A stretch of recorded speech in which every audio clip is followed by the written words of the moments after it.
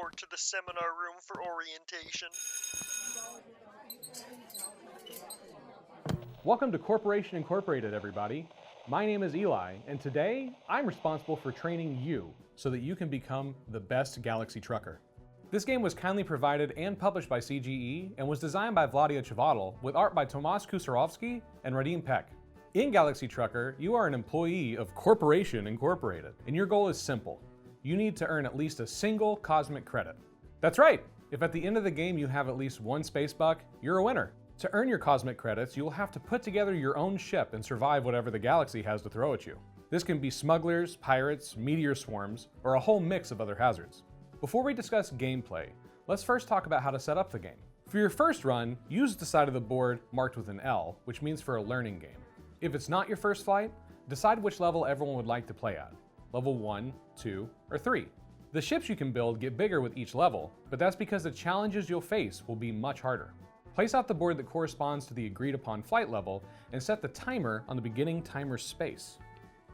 This board also includes the makeup of the 4 event card piles you should make, so go ahead and set those out now. For example, in a level 1 flight, you should make 4 piles of 2 level 1 event cards and set them in the corresponding spots around the flight board.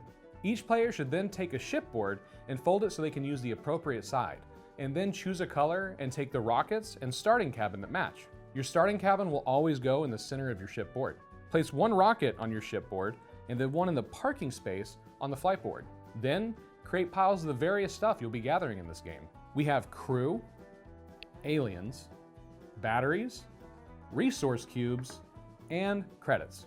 Finally, make sure to dump out all of the tiles in the middle of the table where everyone can reach them. These are the spaceship components. Turn all of them face down and mix them up so no one knows what any of them are. And that's all there is to set up. Now let's go over everything you need to know to build a ship that actually functions. Before we talk about all the different ship parts available, we should first discuss how we're going to connect parts to our ships. As you build your ship, you will need to weld pipes together in the correct manner. There are 3 connectors on ship parts: singles, doubles, and universals. Singles can connect to singles, doubles connect to doubles, and universals, as the name implies, connect to everything. Seems easy, right? Well, there are a few other rules to watch out for before building your own Frankenstein's monster of a ship. Very few tiles will have a connector on each side. Some may only contain a single type of connector, while others may have 2, 3, or in some cases all 4. Sides without a connector are referred to as smooth sides, and the smooth side cannot have any type of connector leading into it. Smooth sides, however, can be adjacent to other smooth sides. While this might seem like a crazy mechanic, I promise after your first or second time building it will make complete sense. One last thing. Corporation Incorporated's employee handbook states that it's hazardous if you have any exposed connectors on your ship. So while building, try to make sure you don't have any. An exposed connector is simply one that isn't attached to anything. So try to make your ship as sleek as possible. Now let's go over the types of tiles you will be drafting for your ship, along with any special rules required for those pieces. First, we have cabins.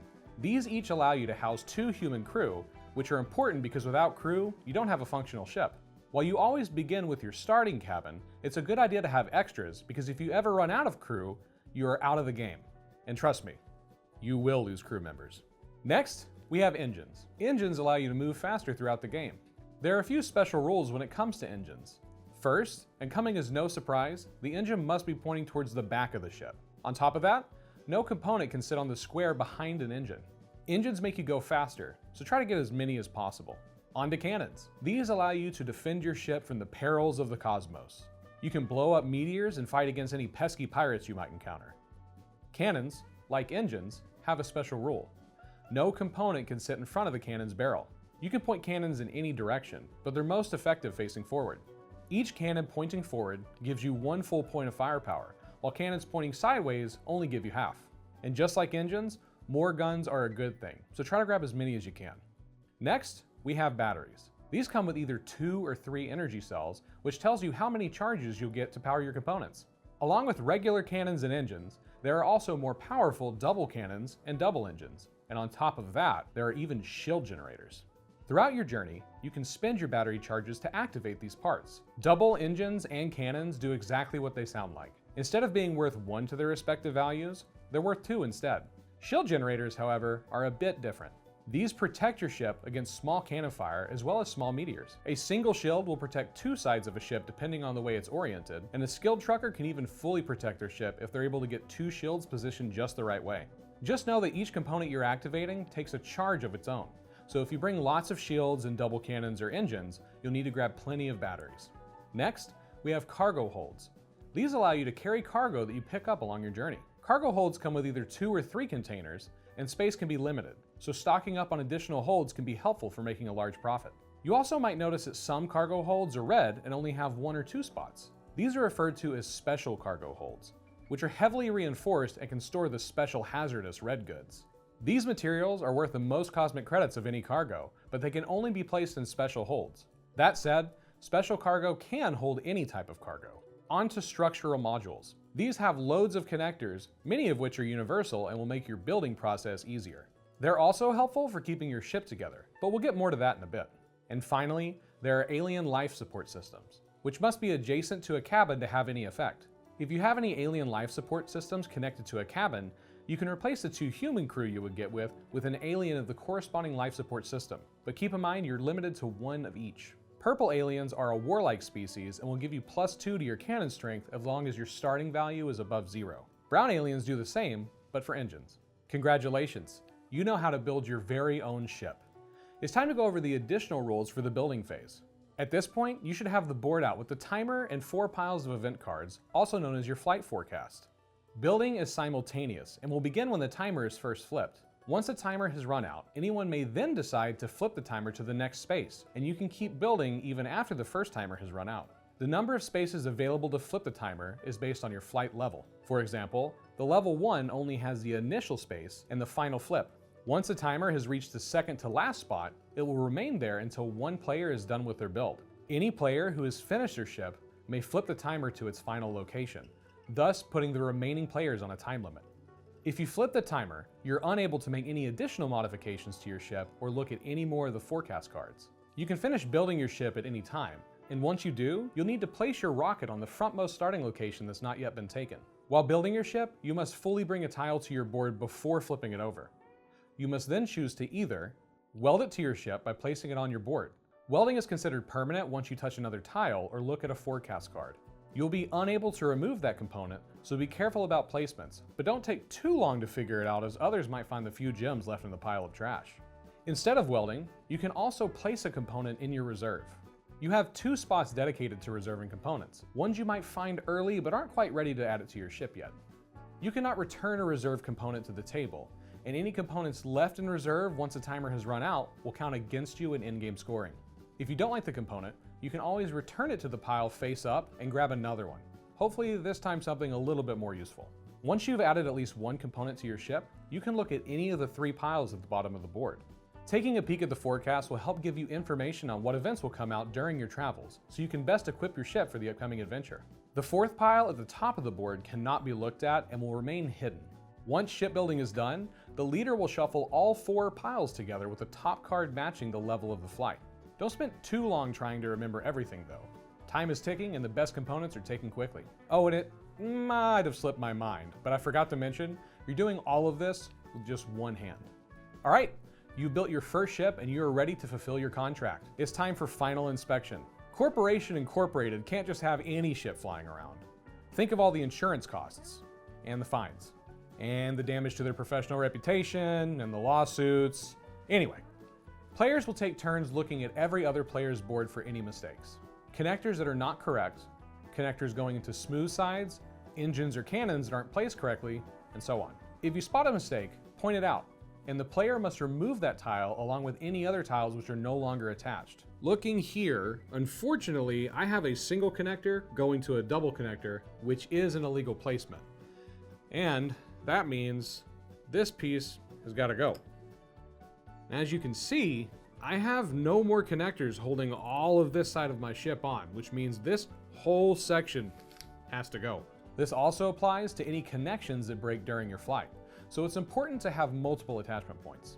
Keep all tiles that are in violation of the laws of physics, or fell off to blatant poor pipe management, as they will each cost you 1 cosmic credit at the end of the game. If your ship is ever in a state of disrepair and is no longer connected, you simply lose and are a disappointment to the company.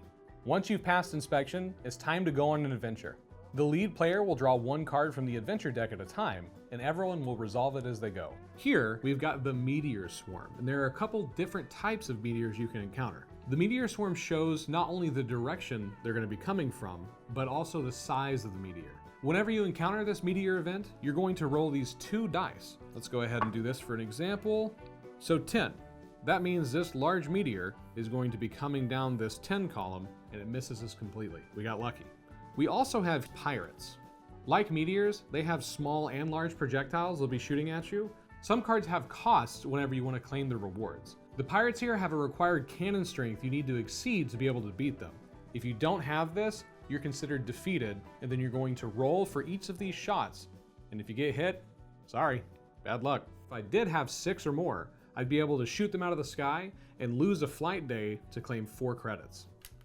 Whenever you lose a flight day, indicated by this triangle icon in the bottom right hand corner of the cards, you have to move your ship back that many spaces on the flight board. The next example is open space. This just means it's smooth sailing and you get to fly as fast as you can to try to reach your destination. If you ever have an open space event, you can move as many spaces as your engine power provides. In this case, I've got 2 for my alien here and 1 for my regular engine for a total of 3, meaning I get to move 1, 2, and because this player is occupying this space, I'd skip ahead of them to 3. And finally, let's talk about slavers. Slavers are similar to pirates in the sense that they have a cannon strength you have to be able to exceed in order to beat them in combat. If you're unable to, instead of getting shot at like pirates, you're going to lose a little bit of crew. This means that I'm going to be losing 3 crew, so I'm going to lose my 1 alien, 2 aliens, and a human. That means I only have 1 human left, and if you ever lose all of your human crew, you're out of the game. For the full rules and a breakdown of these events, look on page 19 of the rulebook. Space is dangerous, and there's no guarantee you'll make it. And your ship is made of a bunch of space junk after all. The following circumstances will end your flight early. If you lose your last human crew member, you must give up. Alien crew members can't run the ships by themselves. If you have no engine strength and you draw an open space event, you're done. Normally, you can coast to the finish line even if you have no engines. If you run into an open space event though, you must declare an engine strength greater than 0 or you're forced to give up. Finally, if the leader is more than 1 full circle ahead of you, you're out of the game. And the CEO of Corporation Incorporated will personally give you a disapproving look. It sucks. It really sucks. You check for these conditions only once an adventure card is fully resolved. This is important. For instance, if the leader laps you during open space, you still get a chance to fire up your own engines, and you might just be able to move forward enough to avoid being lapped in the end. Once all event cards have been flipped, players are going to get rewards based on where they're positioned in the flight deck. The player in the lead is going to get 4 credits, second place is going to get 3, and so on. Then we move on to seeing who has the fewest exposed connectors, just connectors that are pointing out and aren't connected to anything. That player is going to get 2 additional credits. Then everyone can sell their cargo, with red being worth 4, yellow being worth 3, green being worth 2, and blue being worth 1. Next, you have to pay a penalty for the components you lost along the way. Any damaged ship tiles you have are worth -1 credit in end of game scoring. Let's say you've lost a lot of crew or sustained heavy injuries early on. At any point during the flight, you can choose to land early. The company has many warehouses in every section of the galaxy. If you choose to give up, remove your rocket from the flight board. You are now just a spectator for the rest of the flight, and no cards can affect you. You don't get any rewards for the order in which you finished. And when players compete to see who has the fewest exposed connectors, your ship does not count. You do, however, get to sell all of your goods, but at only half the total price. Add up the standard price of all your goods, and take half that many credits rounded up. If you give up, you can still win by having at least 1 cosmic credit in the end. And hey, maybe everyone else crashes out or gets shot out of the sky by pirates. And that is everything you need to know to be a shining employee of Corporation Incorporated. Now that you know how to play the game, consider checking out our playthrough that is linked in the description and will be included at the end of this video. Grab your galactic seat cushion and some of your favorite space snacks. It's time to find out who will be up for promotion and who will be demoted to the Cosmic Mailroom as you play Galaxy Trucker.